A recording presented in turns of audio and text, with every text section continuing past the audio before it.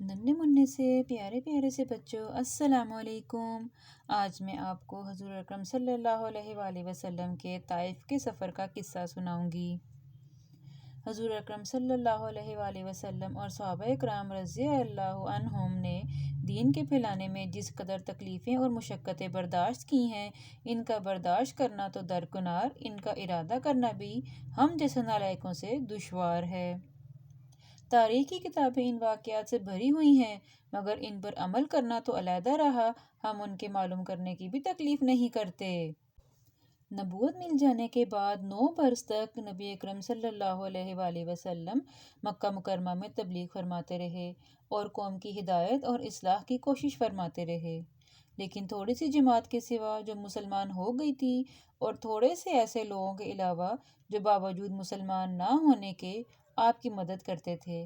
اکثر کفار مکہ آپ صلی اللہ علیہ وآلہ وسلم کو اور آپ کے صحابہ کو ہر طرح کی تکلیفیں پہنچاتے تھے، مذاق اڑاتے تھے اور جو ہو سکتا تھا اس سے درگزر نہ کرتے تھے۔ حضور صلی اللہ علیہ وآلہ وسلم کے چچا ابو طالب بھی انہی نیک دل لوگوں میں سے تھے جو باوجود مسلمان نہ ہونے کے حضور صلی اللہ علیہ وآلہ وسلم کی ہر قسم کی مدد فرماتے تھے۔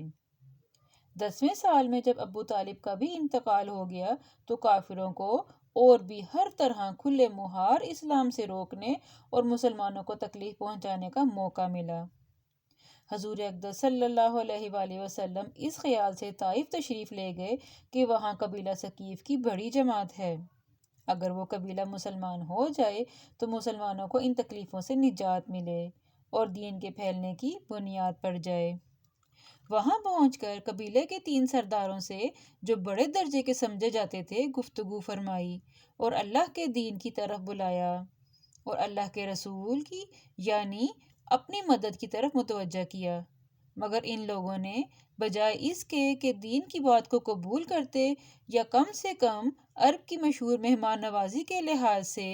ایک مہمان کی مہمان نوازی کرتے، صاف جواب دے دیا اور نہایت بے رخی اور بد اخلاقی سے پیش آئے۔ ان لوگوں نے یہ بھی گوارا نہ کیا کہ آپ صلی اللہ علیہ وآلہ وسلم یہاں قیام فرما لیں۔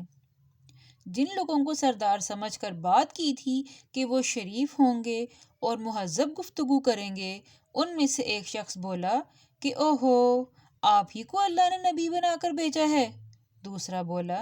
کہ اللہ کو تمہارے سوا کوئی اور نہیں ملا تھا جس کو نبی بنا کر بھیجتے۔ تیسرے نے کہا کہ میں تجھ سے بات نہیں کرنا چاہتا، اس لیے کہ اگر تو واقعی نبی ہے جیسا کہ دعویٰ ہے تو تیری بات سے انکار کر دینا مصیبت سے خالی نہیں، اور اگر جھوٹ ہے تو میں ایسے شخص سے بات ہی نہیں کرنا چاہتا۔ اس کے بعد ان لوگوں سے نا امید ہو کر حضور اکرم صلی اللہ علیہ وآلہ وسلم نے اور لوگوں سے بات کرنے کا ارادہ فرمایا کہ آپ صلی اللہ علیہ وآلہ وسلم تو ہمت اور استقلال کے پہاڑ تھے، مگر کسی نے بھی قبول نہ کیا، بلکہ بجائے قبول کرنے کے حضور صلی اللہ علیہ وآلہ وسلم سے کہا کہ ہمارے شہر سے فوراً نکل جاؤ اور جہاں تمہاری چاہت کی جگہ ہو وہاں چلے جاؤ۔ حضور اکرم صلی اللہ علیہ وآلہ وسلم جب ان سے بالکل مایوس ہو کر واپس ہونے لگے تو ان لوگوں نے شہر کے لڑکوں کو پیچھے لگا دیا کہ آپ صلی اللہ علیہ وآلہ وسلم کا مذاق اڑائیں، تالیاں پیٹیں، پتھر ماریں، حتیٰ کہ آپ صلی اللہ علیہ وآلہ وسلم کے دونوں جوتے خون کے جاری ہونے کی وجہ سے رنگین ہو گئے۔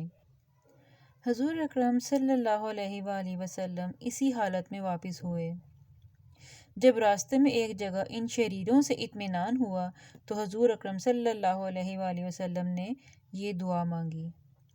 اے اللہ، تجھی سے شکایت کرتا ہوں اپنی کمزوری اور بے کسی کی اور لوگوں میں ذلت اور رسوائی کی۔ اے ارحم الراحمین، تو ہی ضعفاء کا رب ہے،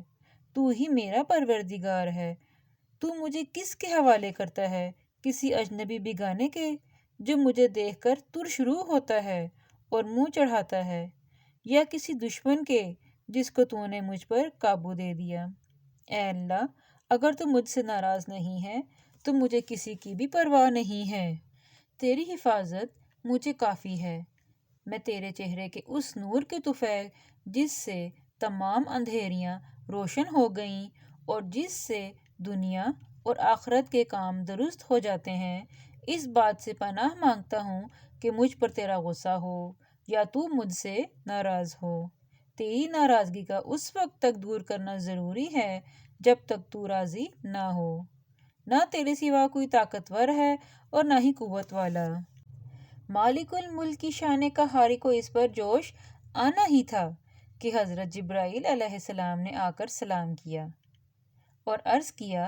کہ اللہ تعالیٰ نے آپ کی قوم کی وہ گفتگو جو آپ سے ہوئی سنی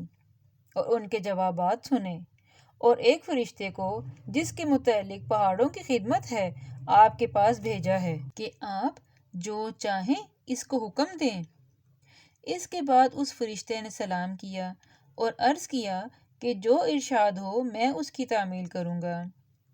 اگر آپ ارشاد فرمائیں تو دونوں جانب کے پہاڑوں کو ملا دوں جس سے یہ سب درمیان میں کچل کر رہ جائیں گے، یا اور جو سزا آپ تجویز فرمائیں۔ حضور صلی اللہ علیہ وآلہ وسلم کی رحیم و کریم ذات نے جواب دیا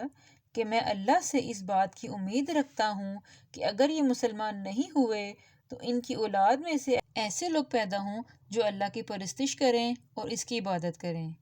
جی تو پیارے بچوں، یہ ہیں اخلاق اس کریم ذات کے جس کے ہم نام لیوا ہیں کہ ہم ذرا سی تکلیف سے کسی کی معمولی سی گالی دینے سے ایسے بھڑک جاتے ہیں کہ پھر عمر بھر اس کا بدلہ نہیں اترتا، ظلم پر ظلم اس طرح کرتے ہیں اور دعویٰ کرتے ہیں اپنے محمدی ہونے کا، نبی کے پیرو بننے کا۔ نبی کریم صلی اللہ علیہ وآلہ وسلم اتنی سخت تکلیف اور مشقت اٹھانے کے باوجود نہ بد دعا فرماتے ہیں نہ کوئی بدلہ لیتے ہیں۔ پیارے بچوں، آج کی ویڈیو پسند آئی ہے تو لائک مائی ویڈیو۔ پھر ملیں گے، تب تک کے لیے اللہ حافظ۔